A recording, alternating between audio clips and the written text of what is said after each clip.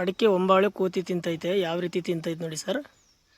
ಅಡಿಕೆ ಹೂ ಸಹಿತ ಬಿಡೋಕ್ಕಿಲ್ಲ, ಈ ರೀತಿ ತಿನ್ನುವಂಥ ಪ್ರಾಣಿ ಇವು.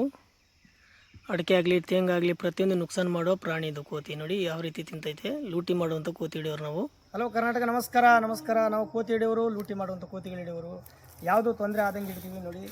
ಮನೆಯಲ್ಲಿ ಚಿಕ್ಕವ್ರ ಮೇಲೆ ದೊಡ್ಡವ್ರ ಮೇಲೆ ಲೂಟಿ ಮಾಡುವಂಥ ಕೋತಿಗಳು. ತೋಟದಲ್ಲಿ ನೋಡಿ ಅಡಿಕೆ ತೋಟ ಹೂ ಬಿಡ್ತದೆ. ಹೂ ಬಿಟ್ಟಾಗ ಅದು ಗೊನೆನೇ ಕಿತ್ಬಿಟ್ಟು ತಿನ್ನೋಕೆ ಸ್ವಲ್ಪ ಸಿಹಿ ಕಂಡುಬಿಟ್ರೆ ಸಾಕು, ಅದು ಗೊನೆ ಮುರಿದು ಎಲ್ಲ ಲಾಸ್ ಮಾಡೋ ತನಕ ಅದು ಬಿಡೋಕ್ಕಿಲ್ಲ. ಕಾಯಿ ಸ್ವಲ್ಪ ಸಿಹಿ ಕಂಡುಬಿಟ್ರೆ ಸಾಕು, ಅದು ಗೊನೆ ಖಾಲಿ ಆಗೋ ತನಕ ಬಿಡೋಕ್ಕಿಲ್ಲ. ಒಂದು ಗೊನೆಯಲ್ಲಿ ಸ್ವಲ್ಪ ತಿಂದರೆ ಸಾಕು, ಸಿಹಿ ಕಂಡ್ರೆ ಅದು ಖಾಲಿ ಆಗೋ ತನಕ ಬಿಡೋಕ್ಕಿಲ್ಲ. ನೋಡಿ, ಇದು ತರೀಕೆರೆ, ನಾನು ಮೈಸೂರಿಂದ ಬಂದೆ. ತರೀಕೆರೆಯಲ್ಲಿ ಬಂದು ಹಿಡಿದಿದ್ದೀನಿ. ಯಾವುದು ತೊಂದರೆ ಆಗಿಲ್ಲ.